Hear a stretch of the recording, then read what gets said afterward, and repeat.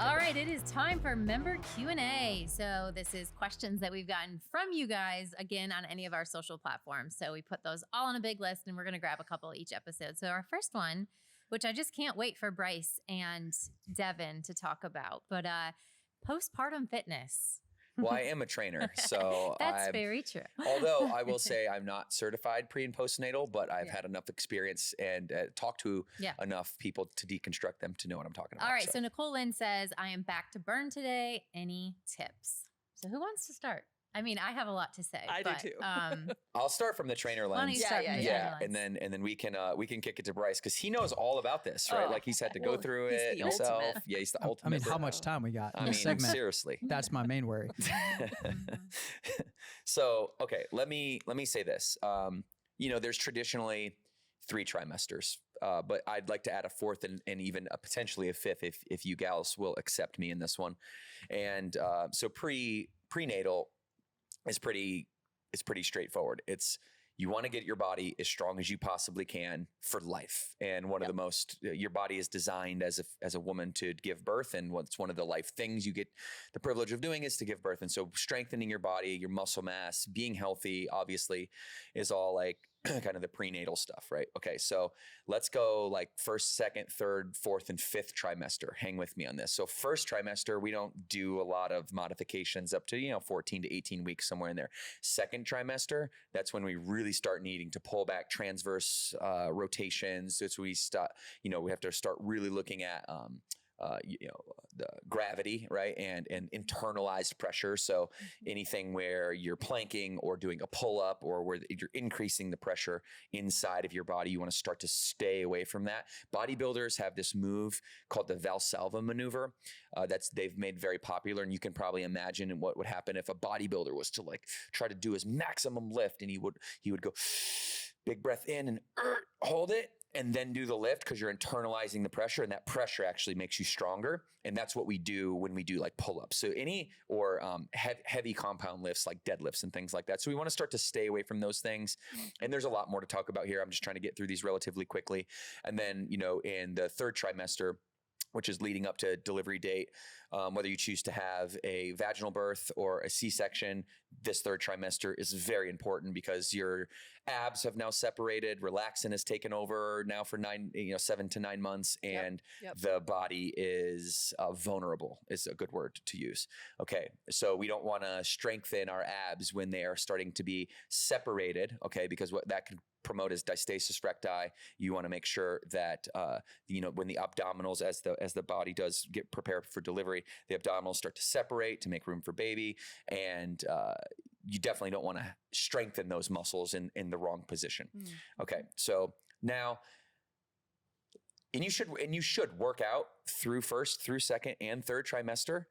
Obviously, given that you're cleared by your doctor, but definitely lean heavily toward continuing strength, continuing to get your heart rate up, and just make those little modifications I talked about as we go down. And those are the big kind of, dangerous ones. Don't internalize the pressure. And once you get toward delivery day, it's like, this is just a maintenance mode. This is here for you to move, to feel good, and to keep the body going. Okay, 4th trimester. This is the most important one from a trainer perspective, because what happens a lot of times after that, after that clearance by the doctor, all of a sudden, woo, we're ready to go. You probably kind of start to feel better, especially if you gave a vaginal birth, you start to feel better around that 12-week time frame. Well, 6 weeks is when you technically get cleared.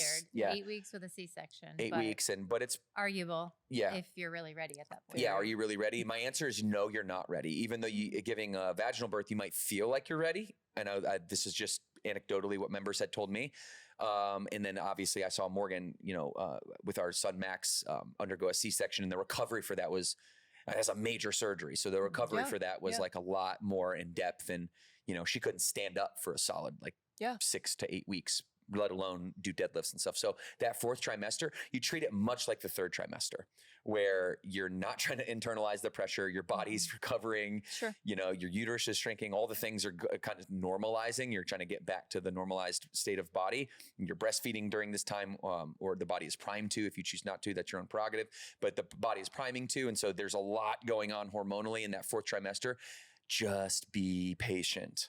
Okay. Just be patient. Yep. You're really in an adaptation phase during this period of time where you are going to recondition the muscles like you are starting fitness over. Yeah. And from a trainer lens, we go through the different periods, the different stages of training, and it starts at adaptation, and then it moves into what we call hypertrophy or muscle growth, and then it moves into maximum strength, and it moves into power, and then that's the cycle. And so you want to start back at the adaptation phase in the fourth trimester and work your way for a solid 90 days into where you get into the fifth trimester, or we call it the forever trimester or the forevermester.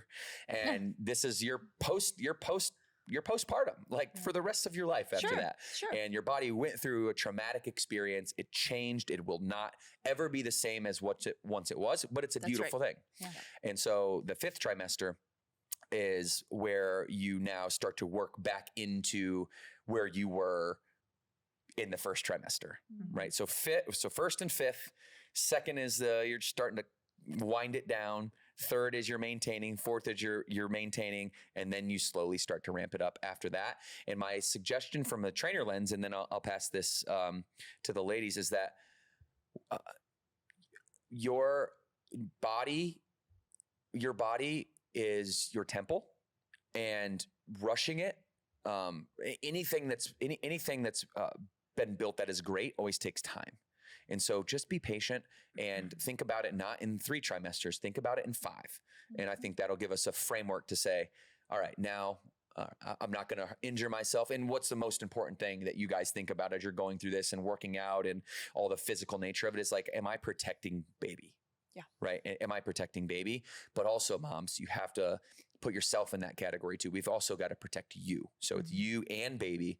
And you know what, Bern, we're experts at this. And so you go to any one of our now 401 locations, you'll be able to experience somebody that can really help you with that. Yeah. So what do you guys think? Yeah, I think Before we kick Yeah. it to the ladies, can Yeah. I just go on record and say that's exactly what I would have Yeah, said. okay, So got thank it. you for taking Got it. that. But I just want to be on record that maybe would have said it a little bit better. But Yes. thanks Bryce, for jumping he on. got Mel. your notes. Okay, yes, cool. yes. I think you covered it really well from a technical standpoint. I think I did want to mention, obviously, that new pregnancy series. If we're talking about, pregnancy and working out, and you talked about the first through third trimester, and then also the pelvic floor series that we've done Yeah. with Dr. Amanda Fisher. She Great talks call about pelvic floor and core, and and that's the thing that a lot of us don't know about, or we're not educated on pelvic floor. Throughout any of my pregnancies, the doctor said nothing about that. Same. They don't do any of that in your postpartum visit, and don't really ever look at diastasis in your postpartum visit. So there's unfortunately somewhat of a gap between that information you're going to receive to be cleared, but then what it really means to like safely work out postpartum. And so I'll just take a different approach from a technical perspective and just give encouragement, Nicole, to you that just know you're on your own timeline and you don't need to compare yourself to anyone else that's in your gym that may also be postpartum, or anyone that you're seeing on social media that looks different than you postpartum.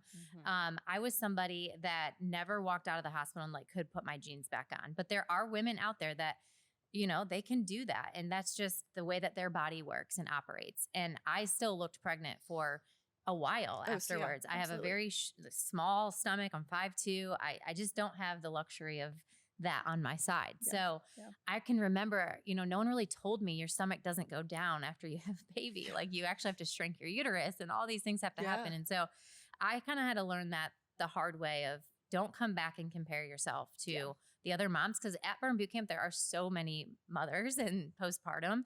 And so you're going to fall into that trap, but just protect your mind from that perspective. And then also, if this is maybe your second journey at postpartum or pregnancy, it looks different than the first time. Absolutely. So I remember coming back from Maxwell. Obviously, I did have a different birth because it was an emergency C-section. But then even with Ryan, each recovery has been a little bit harder because you've done that to your body now multiple times, and you've got other small kids that you're taking care of at home. So whatever your situation is, whether it's that or not, I would just encourage you to take your own timeline and celebrate just small things. The fact that you even got to the gym and that you're taking that 45 minutes for yourself is going to help you so much in being able to then go home and take care of your baby and your other kids or your home. So celebrate that in itself and just give yourself that grace. Yeah, I agree. I know it's I remember just thinking, I got to get my body back. Yeah. Even the though bounce back, the bounce back expectation is real. And even though we're all super educated, I think most women out there know that, it takes 9 months to get there. It's going to take about 9 months to get back. Yeah. But it's a strange loop that you can get in, especially you mentioned social media and women that wear their jeans home. And, it's not a realistic expectation, but I do remember thinking, okay, my body is, I need to get this back. Yeah. I need to start this process right now. And I think that Devin, you might be able to speak to this a little bit more intelligently than I do, but that stress is not good for your metabolism, for your sleep, for the things that are necessary to start the process of getting your body back. So, sleeping, eating well, just taking care of yourself in a different way than just grinding it out on the floating floor. Yep. So, don't expect to come in and do pull-ups like you used to do pre-pregnancy, because again, like Devin mentioned, everything has changed inside, but also you are sleep deprived and your mind is in a different spot. So just set those realistic goals. The best advice I can also give is just meet with your trainer, schedule that focus meeting and help them help you. Yep. Great call out. All right. Anything else, guys? I mean, quick question. Yeah. So we talked a lot about the physical stuff, some mental stuff, but I also have to imagine life changes quite a bit, right? Especially if it's your first, right? So I put myself in your two shoes. I'm like, man, getting to the gym for me, just with kids who are 13, 18, they don't need me to survive. In fact, they help me survive when my wife's traveling. I've got to imagine life changes quite a bit, right? So that's where the app comes in and Burn On Demand, because you touched on it. Hey, just make some progress, right? Like we meet you where you are and everybody's in a different place. And I'm just listening to you guys talk, just thinking, wow, it just must be such an adjustment, not only physically what you're doing in the gym, but kind of understanding what are my habits and what's my schedule to be able to get to the gym. You're always in great hands when you show up and you walk through those doors. Right. But what about the days where you can't? And that's very real. There's no schedule really in those early weeks with your baby. It's a blur. And so, you might have goals to get to 8:30 or 9:30 camp, and then something happens at home. So I love that we have that tool for moms, because it takes longer to get everywhere and you're packing a lot more. And so whether it's in the gym or on the app, that, like Bryce said, it's meeting you where you're at. Would you recommend people in that 4th, 5th trimester continue using the motherhood pregnancy workworkouts? Yes, I do, because your pelvic floor, your perineum, the complex group of muscles that really works. Who said this to me? It was it was Amy Skemper. We are going to have her on the podcast that will release soon. She was talking to me just about how the pelvic floor and the perineum, they're like a hammock for your organs. That's what she said. It's like good visual. And she said if you were to like pick up a tissue with your hands off the ground and just kind of like lift it up, right? That's like the flex. That's how you want to kind of flex that group of muscles down there. You don't want to. Everyone here is doing it right now. You don't want to squeeze it. You just want to like softly draw it up and then draw it down. I actually do a lot of Kundalini meditation, which is like. Morgan thinks I'm crazy. I am. It's okay. I am all for it. It's great. It is a chakra energy system. Look at Devin so you have like your perineum, and then your gut, and then your chest heart muscle, and then your throat muscle, and then you have this pineal gland that sits on top of your head. And the whole idea of Kundalini meditation is to draw the energy and the stress away from those energy centers and push it up through the pineal gland, which is responsible for the production of DMT. And so it's thought that Kundalini meditation gives little small micro doses of manufactured DMT. I think I'm correct on that. Fact check me if that's the right compound, but it is a chemical compound up there in the old cranium. So did you know he was doing that? No, I did not. Yeah. Do you just look out and see him at the end of the dock doing some stuff and think what's going on? I just didn't know it was the name of that. I learned something new every day. I passed out once doing it and I didn't tell you. Oh, because I didn't want you to get scared, but that commonly it's a happens. lot of breathing. Yeah, and like you're supposed to put the pressure up in the top of your head and hold it and squeeze it and like draw it up. And I passed out one time on the couch in the lake Good room. thing you were on Nice. the couch. Yeah. You know, break All my right. nose passing out.